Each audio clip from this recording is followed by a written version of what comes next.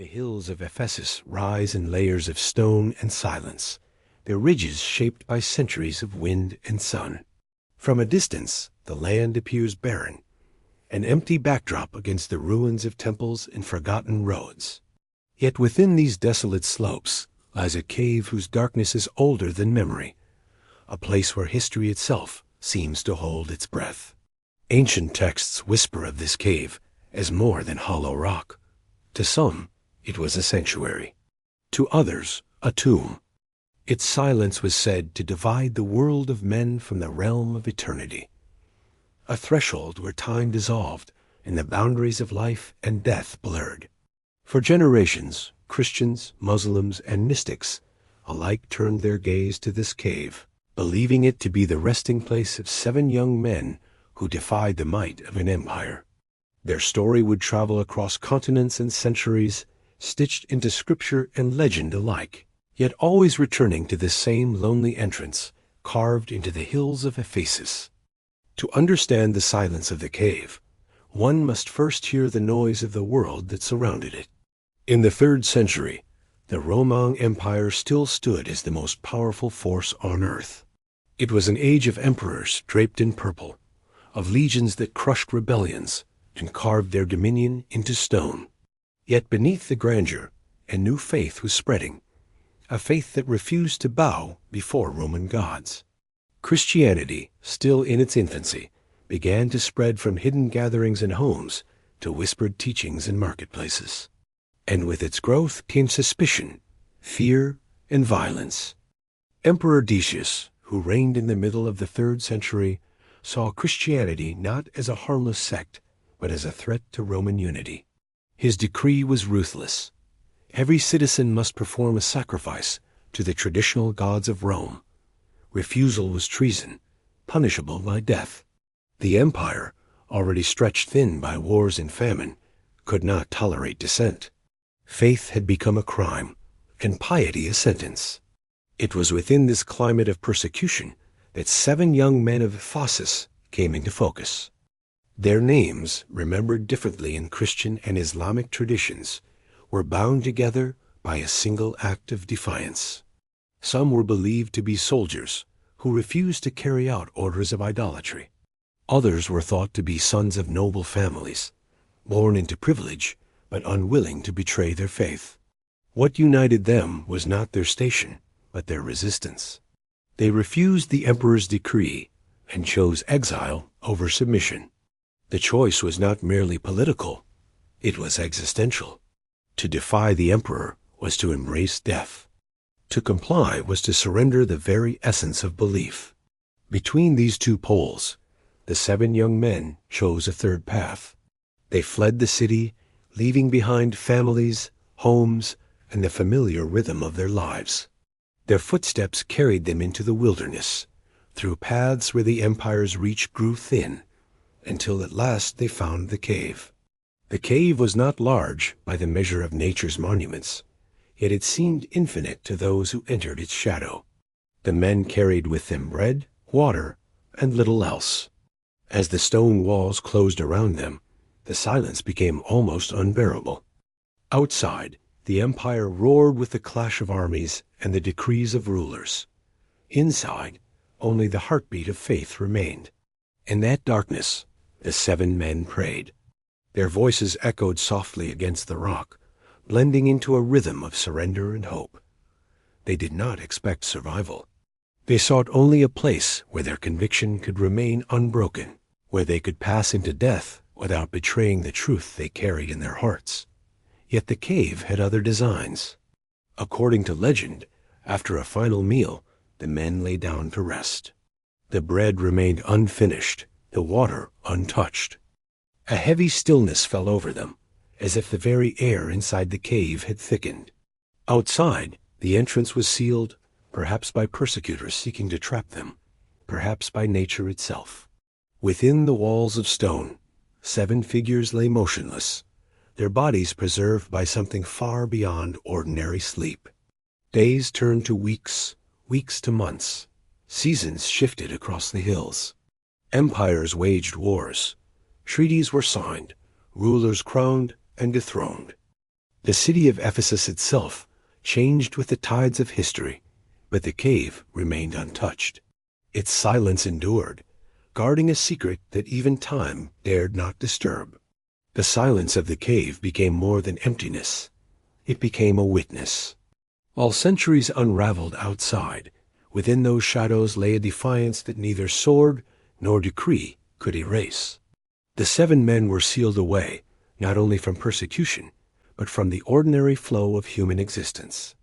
To those who would later discover their story, the cave became a threshold, a reminder that faith could stretch beyond death, that the impossible could be hidden in plain sight. In this silence, history began to bend. What had started as an act of resistance became something far greater. The 7 men did not merely escape the reach of Rome. They crossed the very boundary of time itself. The hills of Ephesus still hold that silence. Travelers who walk its paths speak of an atmosphere heavy with memory, a weight that lingers even under the midday sun. The stones seem to guard their secret carefully, as if reluctant to give it up. For within that cave, the world once paused. Within that darkness, 7 men slept as the ages turned. And in their slumber, they carried with them a story that would echo across civilizations. A story born not of conquest or empire, but of silence strong enough to outlast centuries. The 3rd century was a century of shadows. The Roman Empire, stretched from the cold mist of Britannia to the deserts of Arabia, appeared unshakable in its majesty. Cities gleamed with marble forums, aqueducts carried water across mountains, and legions marched in unbroken lines. Yet beneath the grandeur, cracks began to spread. The empire was besieged not only by enemies beyond its borders, but by unrest within. Plagues had swept through the provinces. Crops had withered. The gods, many believed, were turning away from Rome. It was in this atmosphere of fragility and fear that Emperor Decius rose to power. His reign was marked by a single, obsessive determination: to restore the ancient traditions of Rome. To him, the strength of the empire lay not only in its legions, but in the unity of its worship. The sacrifices to Jupiter, Mars, and the pantheon of Roman deities were more than rituals. They were pledges of loyalty. Anyone who refused to perform them was not merely a dissenter. They were a danger to Rome itself. Christianity, though still a minority, was spreading with a quiet persistence. Families whispered its teachings in their homes, traders carried its message across borders, and small communities gathered in catacombs beneath the streets.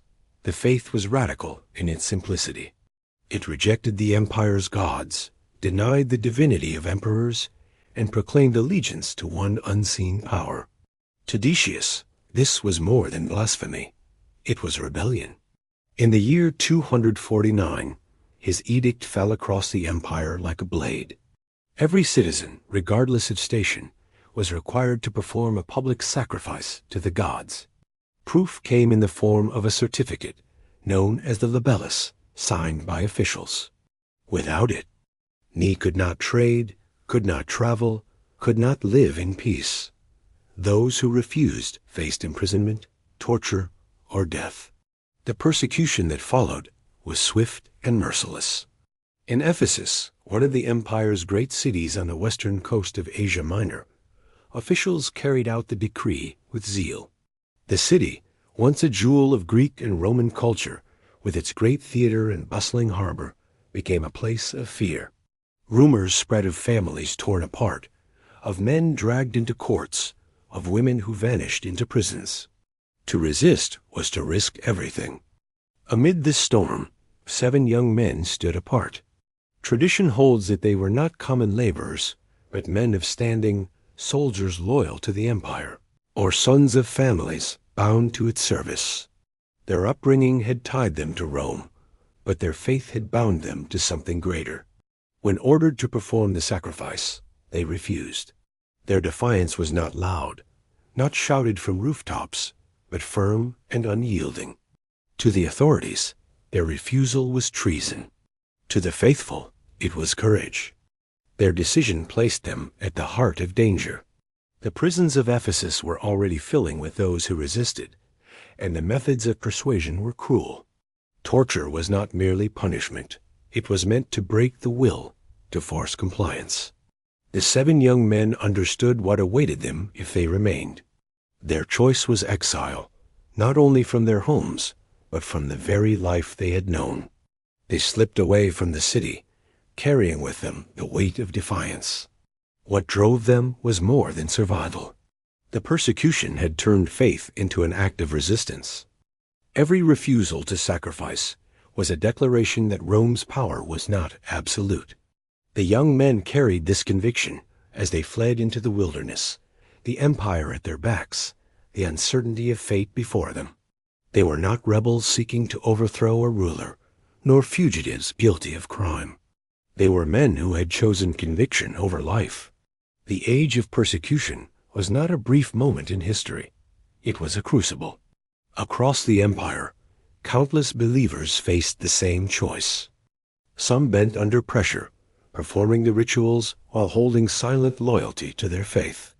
Others endured torture and death, becoming martyrs whose names were etched into memory. In Ephesus, the 7 who fled carried the story of all who resisted, embodying the struggle between empire and belief. Their disappearance was not immediately noticed by the world. Records do not preserve the details of their escape.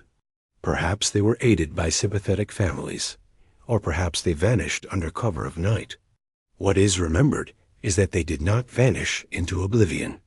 Their story was preserved in whispers, passed from believer to believer, carried by those who saw in their defiance a reflection of their own struggle.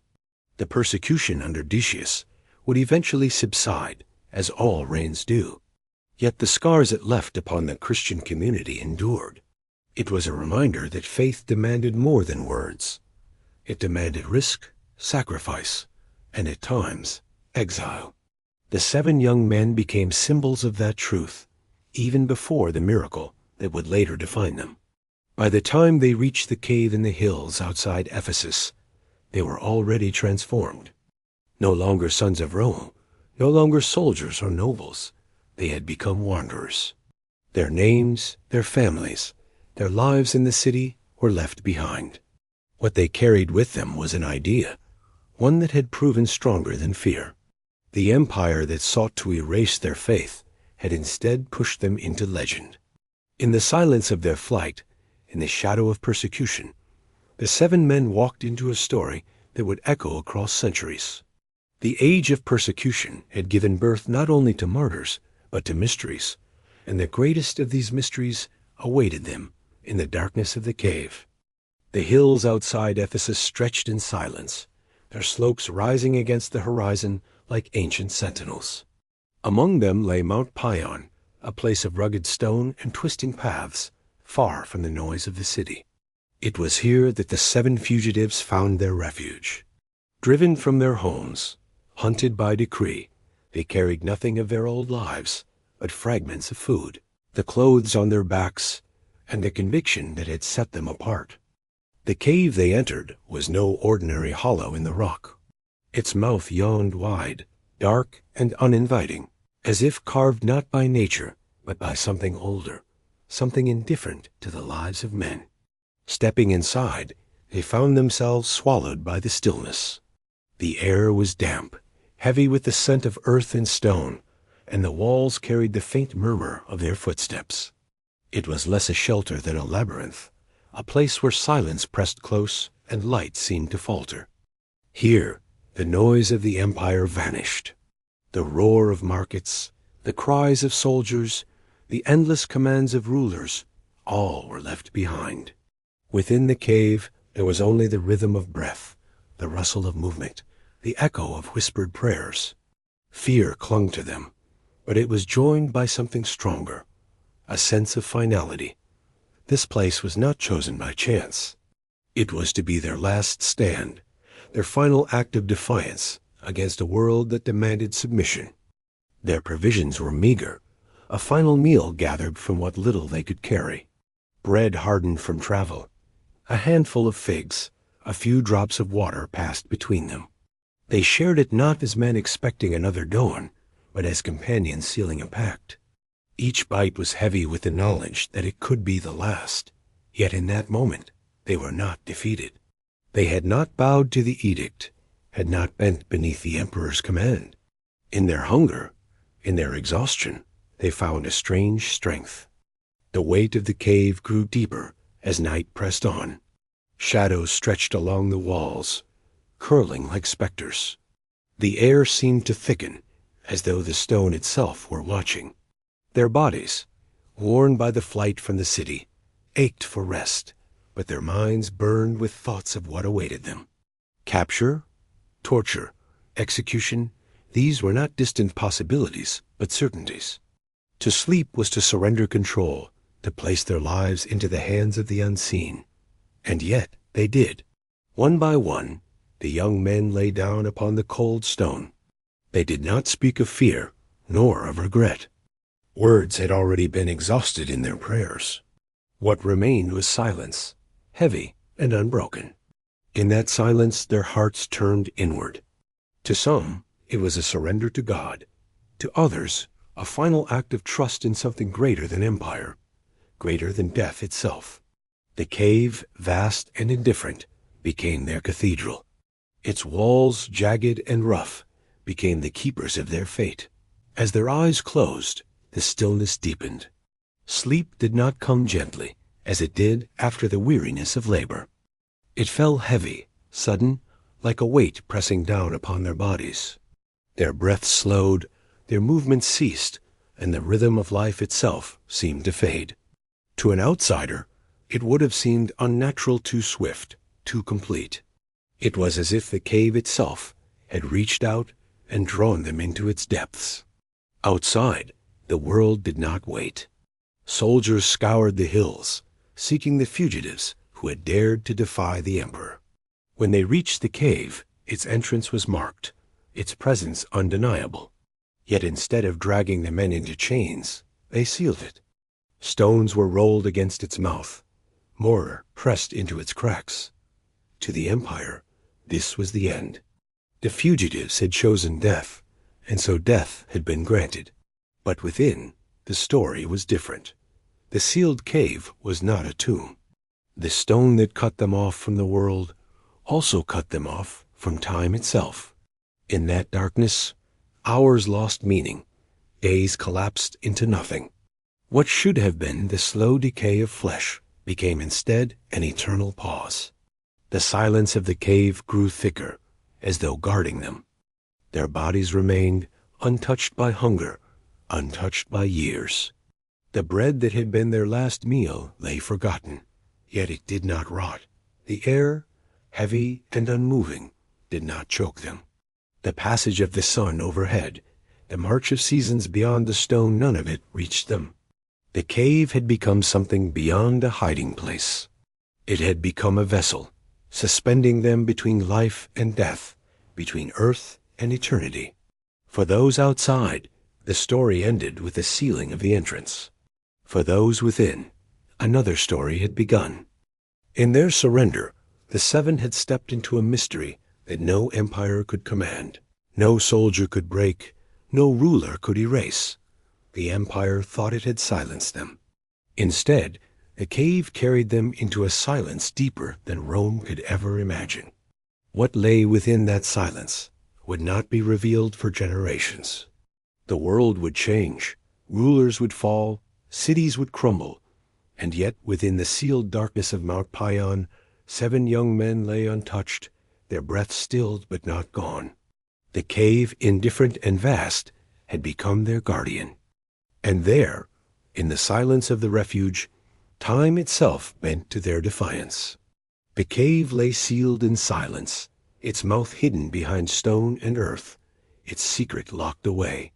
Within, 7 men slept in stillness, their bodies untouched, their breaths paused in eternity. To the empire that had condemned them, they were gone, erased from memory. Yet the truth was stranger than death.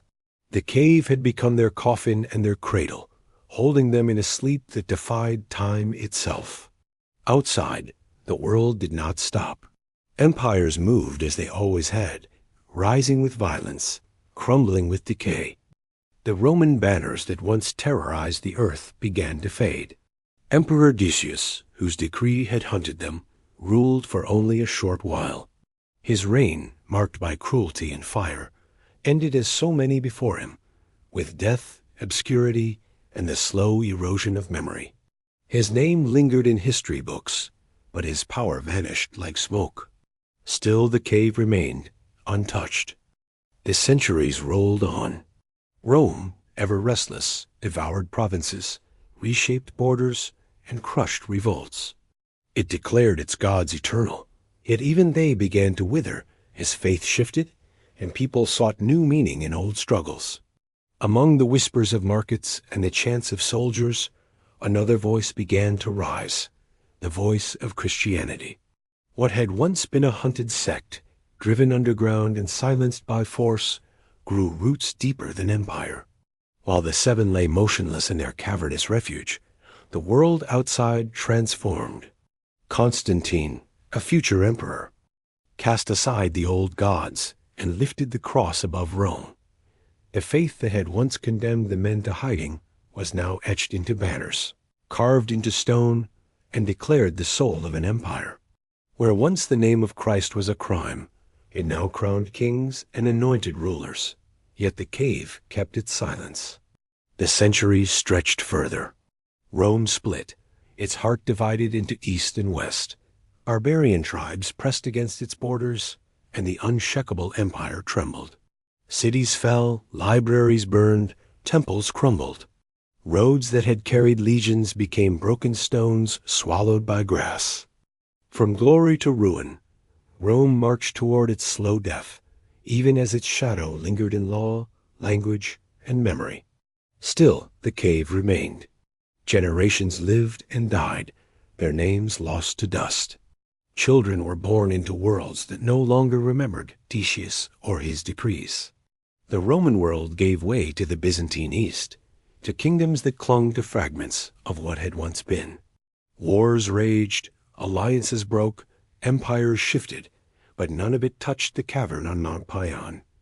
Within its sealed walls, 7 men lay as if time itself had bent to their will.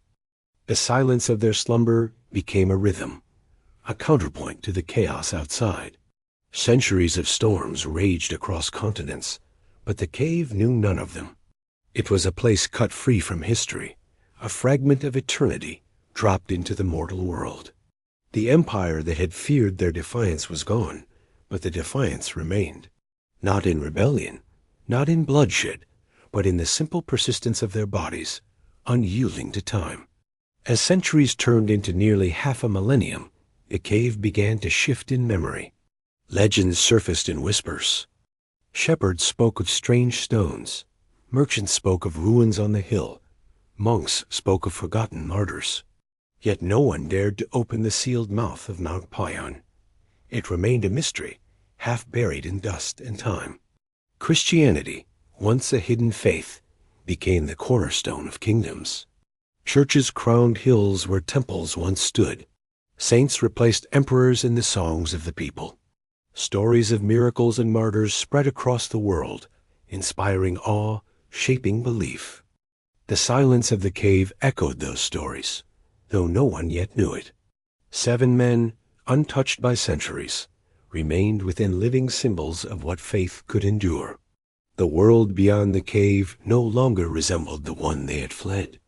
The streets of Ephesus that had once been filled with the roar of Roman command were quieter now, changed by centuries of decay. Marble columns toppled, theaters stood empty, aqueducts cracked.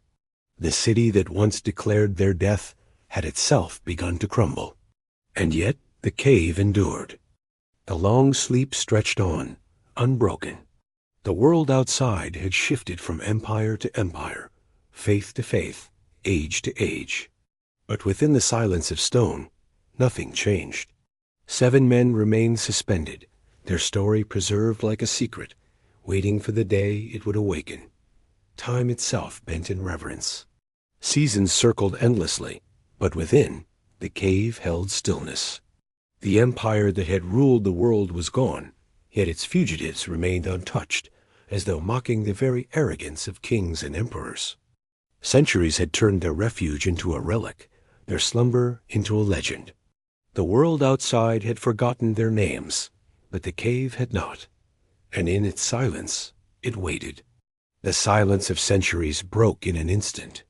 What had been a tomb of stillness shifted with the faint stir of breath. One by one, the seven stirred within the darkness, their eyes opening as though roused from nothing more than a night's rest. Muscles stiffened, bones groaned, but their faces carried no mark of age. To them, time had not passed at all. The weight of stone pressed around them, the air thick with the scent of dust and earth. Yet their thoughts were simple, ordinary, untouched by the vastness of history. They believed the empire's soldiers still marched beyond the hills. They believed the decrees of Decius still thundered across the land. To them, this was the morning after exile. Their stomachs ached with hunger. Days of fear and exhaustion had finally caught them, and the pressing need for food left no room for deeper reflection. One among them clutched the small leather pouch that had been carried into the cave, coins glinting faintly in the pale light. With these, they decided, they would buy bread in the city before continuing their life in hiding. The climb from the cave was heavy, their bodies weighted by long stillness. But as they stepped into the open air, the world they saw was not the one they had left behind. The hills of Mount Pion stood unchanged, yet the horizon carried an unfamiliar stillness. The city below was both familiar and foreign, as though a dream had reshaped its walls and streets. Their descent brought them to Ephesus. The same city they had once walked through in fear now greeted them with signs of a new age. Crosses rose high above rooftops, etched in stone and wood. Where once shrines to Roman gods had lined the streets, Christian symbols now stood in their place. The sound of hymns echoed faintly in the air, not the chants of sacrifice, but songs of faith freely declared. The men moved cautiously, cloaks drawn close, yet the city did not rise against them. No patrols of Roman soldiers waited at the gates, no imperial banners hung in command. Instead, the people carried themselves with a different kind of certainty, their words familiar yet strangely altered, their gestures reflecting a world no longer bound by the old decrees. Their hunger pushed them into the marketplace. Stalls brimmed with bread, figs, and olives. The smells overwhelmed them, sharper than they remembered, as though the city itself had changed with the centuries. One among them stepped forward, coin in hand, offering it to a baker in exchange for food. The moment was quiet, yet it shattered everything. The baker's hand froze over the ancient coin, eyes widening in disbelief. The piece of silver bore the face of an emperor long dead, its design forgotten by all but scholars. Whispers rose around them as the coin passed from hand to hand, examined, tested, and doubted. Murmurs filled the air. This was not money from their time, not from this world. The seven men stood bewildered as the crowd gathered. Their clothing, their speech, their coin, all belonged to an age that had vanished. What they believed was yesterday had in truth been centuries. Word spread quickly through the streets. These strangers, dressed as men of the past, carried coins and speech of a forgotten empire. Priests arrived, city officials followed, and the market swelled with onlookers. The seven, confused and wary, found themselves surrounded not by enemies, but by awe. For the people of Ephesus, these men were not fugitives. They were living relics, echoes of an earlier time, breathing proof of mysteries too vast to explain. Their survival defied every law of nature, every measure of time. The men themselves felt the weight of realization settle upon them. A city they had known was gone. The emperor whose power they had feared was dust. The persecution they had fled was no longer remembered in fear, but in scripture and song. Christianity, once silenced and hunted, was now the heartbeat of the city. They were not rebels anymore. They were not fugitives. They were strangers in their own homeland, born into one age and awakened in another.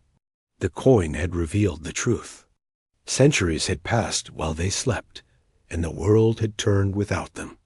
The fear they had carried into the cave was now irrelevant, swept away by time. But what remained was stranger still, their bodies untouched, as though preserved in defiance of decay. Their return to Ephesus was not simply a reappearance. It was a revelation. For the people, it was a miracle that confirmed faith, a story too powerful to dismiss.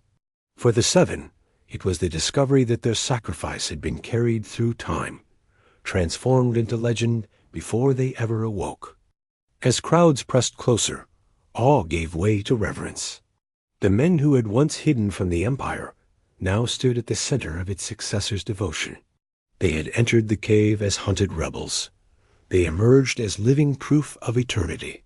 And in that moment, the silence of their long sleep gave way to the noise of history rushing back to greet them. The marketplace incident did not remain a whisper. Within hours, the tale of the seven men spread through the city of Ephesus like fire carried by the wind. From the lips of merchants to the ears of nobles, from the crowded streets to the quiet sanctuaries, all spoke of strangers who bore the speech, dress, and currency of a forgotten empire. Priests hurried to the scene, their robes brushing against the dust of the marketplace, their faces taut with urgency. They examined the coins, traced their fingers along the markings, and knew at once what the people already suspected. These were not ordinary wanderers. These men were fragments of another age, brought forward into the present. The bishop of Ephesus himself arrived, summoned by the growing uproar. He stood before the seven, not with suspicion, but with reverence, for he recognized in their story a truth long awaited. The persecution under Decius was still remembered in sacred records, a dark chapter sealed in memory. Yet here were men who had endured it, carried through time untouched, as though preserved by the hand of eternity itself. Word spread beyond the city walls. Scholars and elders gathered, their voices trembling as they spoke of resurrection, of life beyond death, of mysteries too deep for reason to untangle. What philosophy had debated, and what Scripture had promised, now stood embodied in flesh and bone before them. To the faithful, it was a sign from heaven. To the doubtful, it was proof that history itself could bow to forces unseen. Crowds surged, filling the streets, pressing toward the men who once thought themselves fugitives. Children looked upon them with awe, elders with tears, believers with trembling devotion. The city that had once been divided by faith now stood united in wonder. The bishop declared them a living miracle, a message from God to strengthen the faithful and silence the doubters. Their story was told from pulpit to pulpit, sung in hymns, recited in prayers. The seven men who had fled to preserve their faith returned not as hunted rebels, but as vessels of a divine message, that life did not end in the grave, that the soul endured beyond the reach of time. But beneath the celebration lingered something heavier, something only the seven themselves could feel. For while the world around them rejoiced, they carried the weight of dislocation. The streets were not theirs anymore. The voices spoke with a rhythm foreign to their ears. The rulers, the soldiers, the emperors they had feared, all were gone, replaced by names and faces unknown. To the citizens of Ephesus, they were saints made flesh. But within their own hearts, they were strangers in a world that was no longer theirs. Each step through the city revealed more of what had changed. The temples replaced by churches, the idols torn down, the laws rewritten. What they had hoped for in secret, the triumph of faith, was now visible everywhere. Yet it was a triumph they had not lived to see, only to awaken into. The scholars marveled at their presence, debating how such a thing could be. Some spoke of divine intervention, others of mysteries hidden within creation itself. But for the seven, no philosophy could soften the ache of knowing they had outlived their families, their friends, their time. The homes they once knew had turned to dust, their names preserved only in the memories of strangers. Still, the city rejoiced. Bells rang, prayers rose, and the streets echoed with celebration. The men who once crept in fear were carried in honor, their silence turned into testimony. They had not asked for this role, yet destiny had thrust it upon them. And as the bishop lifted his voice to the people, he declared the truth as he saw it. The seven were a sign, a gift to remind the faithful that death was not the end. Their awakening was no accident. It was a message sent across centuries, a divine proof etched into the fabric of time. The men listened, their hearts heavy yet filled with wonder. They had given themselves to faith once, ready to die for it. Now that faith had preserved them, carried them beyond history, and returned them to a world that no longer needed their rebellion, but treasured their existence. In the shadows of celebration, however, an unspoken realization stirred. Their purpose in this new world was not to build, not to fight, not to reclaim what was lost.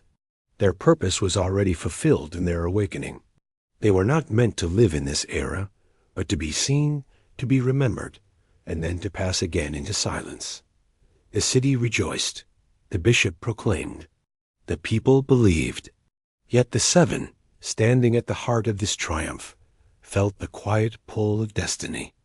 Their journey had not ended in the cave. It had ended here in recognition, in the moment when their lives became legend. The celebration of Ephesus echoed like a festival of eternity. Streets were alive with hymns, prayers, and chants in honor of the seven men who had crossed centuries untouched. For the people, it was a miracle carved into flesh, a divine reminder that faith transcends the fragile limits of time. Yet amid the jubilation, the seven themselves carried a silence that no festival could drown. They had seen enough to understand their role. Their awakening was not for themselves, but for those who lived in this new age. They had become a sign, a message embodied in human form. But once that message was delivered, their place in this world no longer felt natural. The bishop and scholars begged them to stay, to let their presence guide the faithful.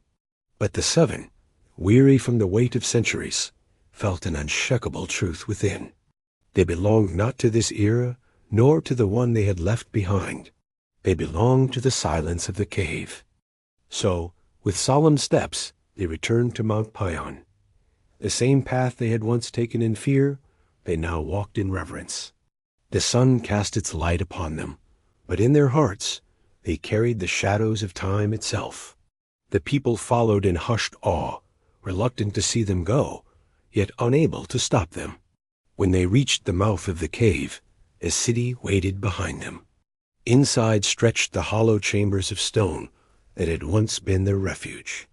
Now it welcomed them like a home long abandoned, but never forgotten.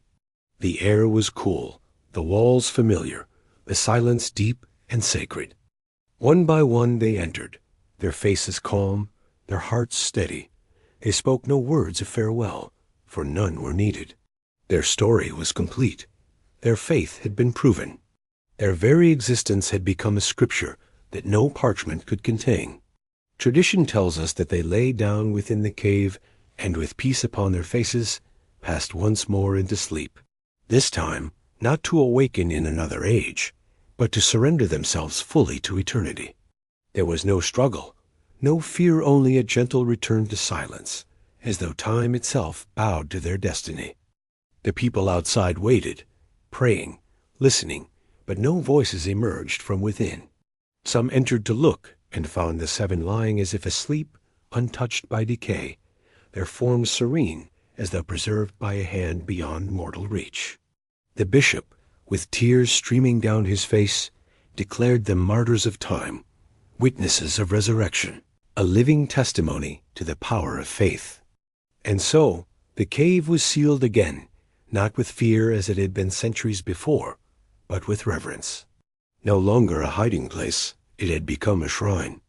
Pilgrims came from distant lands, bringing offerings, lighting candles, whispering prayers.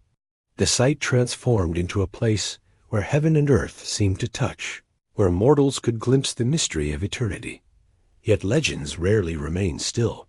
Some whispered that the seven did not die, but remained in a state of divine preservation, still waiting within the stone chambers. That one day, at a moment known only to God, they might awaken again, not to bear witness to faith, but to herald the end of time itself. Others believed their second sleep was their true passing, their souls lifted beyond the reach of history, their bodies left as relics of a miracle. Both versions carried the same truth. Their story did not end with their silence. It began there, echoing through generations, carried in scripture, song, and memory. For centuries after, the tale of the seven sleepers became more than history. It became parable, proof, and promise. In Christian tradition, their story was a testimony of resurrection, a glimpse of what awaited the faithful beyond the grave. In Islamic tradition, their story was preserved in the Qur'an as Ashab al-Kahf, the companions of the cave, their sleep a sign of God's will, their awakening a symbol of divine truth. From Ephesus to Arabia, from Byzantium to Europe, the story spread, reshaped in the tongues of different peoples, but always carrying the same heartbeat. The seven who fled into the silence of stone had become eternal travelers, carried not by time, but by belief. The cave itself remained, marked as sacred ground, a site of pilgrimage where seekers of faith came to touch the edges of mystery. Some entered and swore they felt a presence, as though the seven still breathed within. Others left convinced they had stood upon holy soil, where time itself had bent to preserve the faithful. The second sleep was not an ending, but a transformation.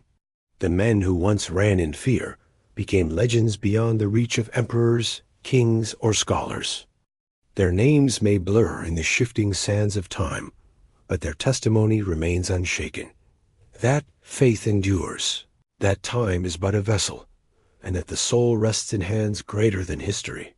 As the sun set over Mount Pion, casting long shadows over the cave, the world outside moved on. Empires would rise and fall again, faiths would spread, wars would ignite, and peace would return. Yet within the memory of humanity, the seven never truly departed. Their silence became eternal speech, their second sleep a doorway to hope, their story a fire that would never fade. And so, the cave remained not merely stone, but scripture carved by the hand of time. Within it lay not seven men, but a message that transcended centuries, that faith can endure beyond fear, that death is not the final word, and that even in silence, the faithful speak. The cave of Mount Pion did not remain buried in silence. Its story traveled, whispered across continents, carried in the verses of priests, chroniclers, poets, and later, the holy scriptures of civilizations, divided by creed, but bound by wonder. What began as the tale of seven young men fleeing persecution grew into one of the most enduring legends of faith in human memory. Among the early Christians, the seven sleepers were not forgotten. Their names, though varied across traditions, were etched into the martyrologies, records of those who had given their lives, or in this case, their years, for the preservation of belief. To believers of the 4th and 5th centuries, the sleepers stood as a living argument for resurrection. If God could preserve flesh across centuries, then surely he could awaken the dead at the end of time. Bishops told their story from pulpits, monks copied it into manuscripts, and the faithful carried it across the roads of Byzantium. It became a parable of hope in a world still bruised by persecution. But the legend did not stay confined within the walls of Christendom. Centuries later, it found new life in the Qur'an, where it was woven into the fabric of revelation. In Surah Al-Kahf, the companions of the cave Ashab are spoken of with reverence, their story presented as a sign from God. The Qur'an does not dwell on names or numbers, for these details matter less than the meaning. That divine power transcends time, that those who trust in God are never abandoned, and that even the long silence of centuries can be turned into testimony. Interestingly, the Qur'an acknowledges the very debates that surrounded the story. Some claimed the men were 3, others said 5, and others 7. The revelation dismisses the arguments, reminding believers that only God knows their true number. In doing so, the Qur'an transforms the tale from mere history into a lesson about human limits before divine mystery. What mattered was not the counting of bodies, but the endurance of faith. From the deserts of Arabia to the streets of Damascus, scholars of Islam wrote about the companions of the cave. Some debated the exact location of the site. Was it in Ephesus, or somewhere closer to their lands? Others pondered why God had preserved them and what their return meant. But across the interpretations, one truth remained unshaken. The story was a sign, a reminder that life and death itself belonged to the Creator alone. While Islam gave the legend new breath, medieval Europe was shaping it into its own form. In the monasteries of France, in the sermons of Germany, and in the folklore of Britain, the sleepers became symbols of endurance, guardians of faith in the face of tyranny. Their story echoed in Gothic cathedrals, where stained glass depicted them resting in their cave, bathed in divine light. Pilgrims carried the tale, along with relics of saints, and it seeped into the collective imagination of Christendom. Yet what makes this legend extraordinary is not simply its preservation, but its unity across faiths that otherwise clashed.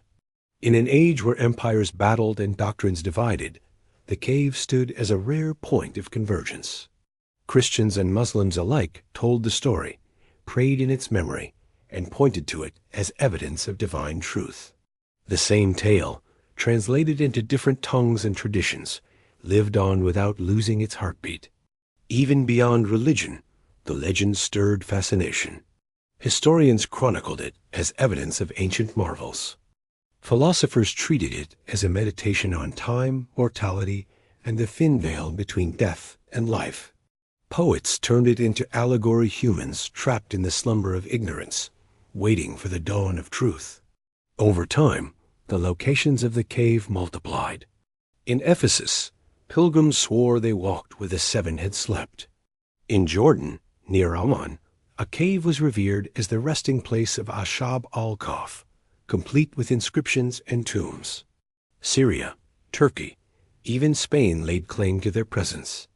The story's geography blurred, but that was its power. It did not belong to one land, one people, or one faith. It belonged to humanity's longing for proof that time itself could bend before belief. Across centuries, the tale of the 7 sleepers became something more than a legend. It became a mirror. For Christians, it reflected resurrection and eternal life. For Muslims, it reflected divine signs and the limits of human knowledge. For Europe, it became folklore. For the Middle East, it became scripture. In each telling, the essence remained the same. Men who chose faith over fear, and whose sleep became eternity's testimony. The cave was not just stone and shadow. It was a bridge between religions, between centuries, between mortal doubt and divine certainty. And as long as the story was told, that bridge remained unbroken. The legend of the 7 sleepers may have been born in the silence of a forgotten cave, but in modern times, that silence has been broken by the footsteps of explorers, archaeologists, and pilgrims who refuse to let the story remain only legend. The question is no longer whether the tale exists, it is where. Which cave still holds the echo of their long slumber? Which hollow in the earth hides the threshold between history and eternity? The most famous candidate lies in Ephesus, the ancient city where the story is said to have begun. On the slopes of Mount Pion, a sprawling cave complex stretches beneath ruins of Byzantine churches and tombs. Archaeologists digging here in the 1920s uncovered chambers filled with Christian inscriptions, symbols carved into the stone, and even a vast necropolis of more than 1,000 graves. It was not just a cave, it was a sanctuary, a place of pilgrimage. The faithful of late antiquity seem to have believed, with certainty, that this was the resting place of the sleepers. Generations of Christians had gathered here, burying their dead close to the spot where time itself had stopped. But Ephesus is not alone in its claim. In Jordan, near Amman, a cave known as al-Raqim carries the weight of Islamic tradition in the late 20th century. Excavations revealed Byzantine-era remains, a small mosque, and ancient tombs built into the rock. Local inscriptions linked the site to the Qur'anic narrative of the Ashab, al-Kahf. For many Muslims, this was more than evidence, it was confirmation. Pilgrims began to flock to the cave, bowing their heads where they believed the young men had once laid in eternal sleep. Syria, too, holds its own contender. Near Damascus, in the suburb of al-Raqim, a cave stands beneath the ruins of a mosque, revered for centuries as the true location of the companions of the cave. Travelers of the Middle Ages described it, writing of local traditions that kept the story alive. Bones, tombs, and traces of worship still whisper from its stone, though certainty remains out of reach. Even Turkey has more than one claim. Beyond Ephesus, caves near Afin and Tarsus are also tied to the legend, their walls scarred with Christian graffiti, their floors littered with ancient remains. Each site insists it carries the truth. Each inscription seems to cry out with echoes of the legend. And yet, none of them give a definitive answer. Archaeologists sift through these caves with science, measuring layers of earth, dating inscriptions, examining skeletal remains. Historians pore over manuscripts, comparing details from Christian and Islamic sources. Still, the mystery deepens. For every piece of evidence that points to one cave, another rises with equal strength elsewhere. The result is not clarity, but a widening circle of wonder. What is striking is how these caves, whether in Ephesus, Jordan, Syria, or Turkey, have all been wrapped in layers of faith. Pilgrims built churches, mosques, and shrines around them. Graffiti of crosses, prayers, and invocations scar the stone walls. The ground itself seems to have absorbed centuries of devotion. These caves were not forgotten corners of the earth. They were centers of memory, where legend bled into liturgy, and where believers sought proof that the impossible had once happened. The cave at Ephesus, however, continues to stand apart. Its sheer size, its necropolis, and its Byzantine churches suggest something more than folklore. It was treated not merely as a sacred site, but as a place where myth and reality intertwined. For scholars, it remains the strongest candidate, the place where the story might have first taken form. And yet, even here, proof is elusive. No bones bear the unmistakable mark of the sleepers. No inscription names them directly. The cave speaks in whispers, not declarations. That is perhaps the essence of the mystery. For centuries, the Seven Sleepers have lived at the intersection of faith and history, where evidence brushes against belief, but never fully settles into certainty. Archaeology can dig up stones, inscriptions, even entire necropolises, but it cannot measure the weight of a legend carried in the hearts of millions. Faith, unlike bone or pottery, leaves no trace in the soil. In the end, the search for the timeless cave may reveal less about geography and more about humanity itself. Each community that claims the sleepers as their own is not simply staking a historical argument. It is affirming a spiritual inheritance. Ephesus, Amman, Damascus, Afin, each site reflects not just the possibility of a physical cave, but the need for a place where heaven and earth once touched. And so the mystery remains unsolved, perhaps unsolvable. But maybe that is the point. The cave is not meant to be pinned to a map or locked in a museum. It lives in the space between fact and faith, a reminder that some truths are too vast for archaeology to uncover. Whether in Ephesus or Jordan, in Syria or Turkey, the cave belongs not to one land, but to all who still believe in the thin line, where myth, history, and eternity meet. The legend of the Seven Sleepers does not end with a cave sealed in stone. It ends, or perhaps truly begins, with the lesson humanity continues to draw from it.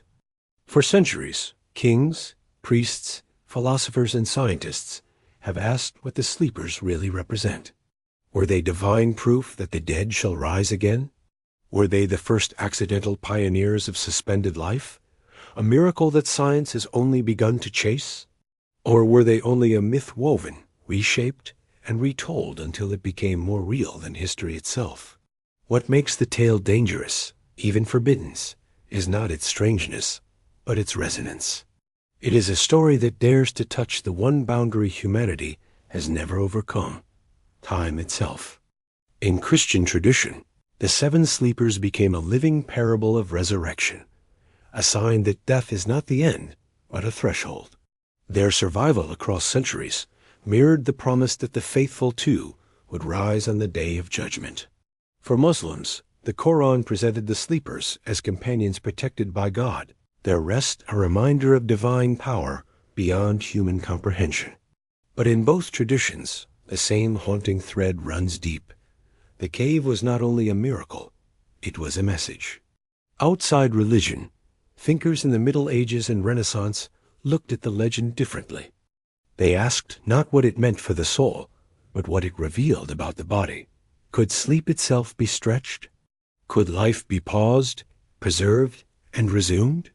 Alchemists whispered of elixirs, searching for ways to mimic the timeless rest of the sleepers.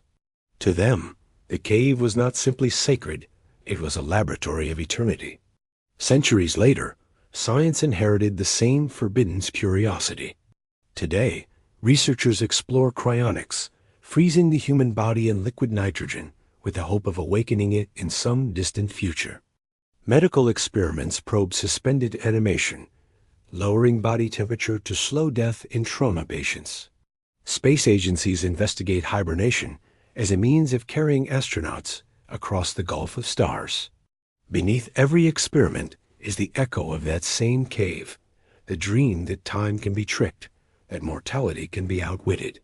But the lesson of the sleepers is not only hope, it is warning. They awoke to a world they no longer recognized, a city transformed, a people they could not fully understand.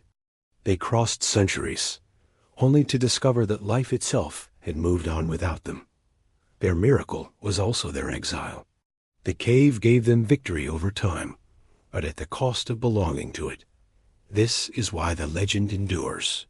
It reflects the oldest human desire, to live beyond death, to escape the grip of time. Yet it also whispers of the price that must be paid. To stretch life unnaturally may mean awakening as strangers in a world that no longer has a place for us. The story's power lies in this tension between promise and peril, between miracle and warning.